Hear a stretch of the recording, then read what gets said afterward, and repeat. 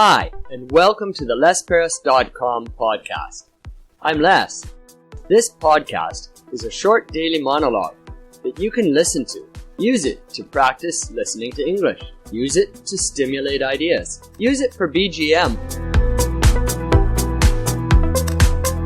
Well, hello and welcome to the Les Paris podcast. You're about to listen to episode 205. Yesterday, in episode 204, you could listen about rondavels. Today, in episode 205, you'll hear all about the Farmer's Almanac, or as much as I know about it. The Farmer's Almanac. What is an almanac?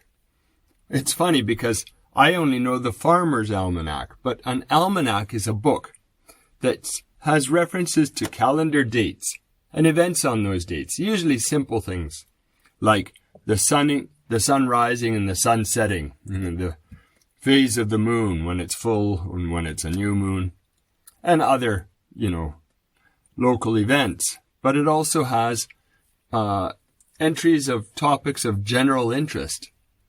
Now, the Farmer's Almanac is going to have topics that are interesting to farmers. So it might have, perhaps, when to plant such and such a plant, or where to plant it, or how to plant it. It'll also have information about the weather, and as well as the sun rising and setting and the moons. The Farmer's Almanac is a real reference that I heard about quite a bit when I was a child. I never actually got the Farmer's Almanac, and I have a suspicion that there's more than one version. I'll bet you different publishing companies make their own Farmer's Almanacs. A Farmer's Almanac for the East Coast and for the West Coast in North America, for instance, would probably be quite a bit different, because they're growing different things because the climates are different.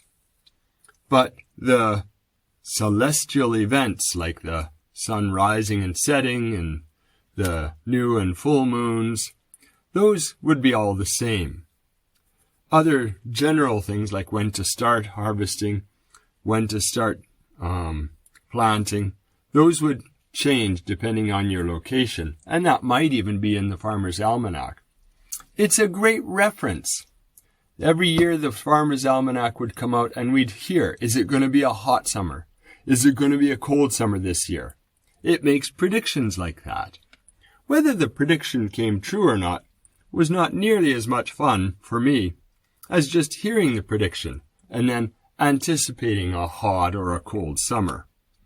We can do that now with things like El Niño and La Niña, but the Farmer's Almanac is the historical way that most people learn these things.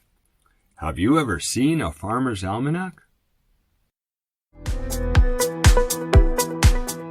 Well, thank you very much for listening right through to the end of episode 205 on the Les Paris podcast.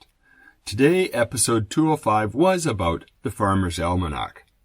Please continue stretching your English ability by coming again tomorrow to listen to episode 206, which is about the Swiss Army knife.